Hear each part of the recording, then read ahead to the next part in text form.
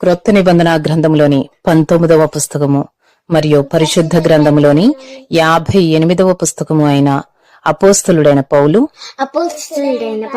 హెబ్రీలకు రాసిన పత్రిక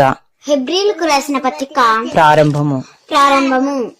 హెబ్రీలకు రాసిన పత్రికలో ఉన్న 13 అధ్యాయములలో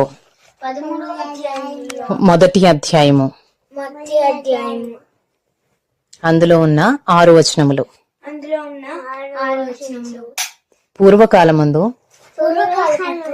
నానా సమయములలోను నానా విధములుగాను ప్రవక్తల ద్వారా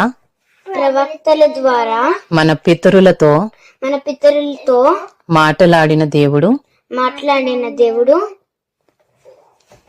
ఈ దినముల అంతమందు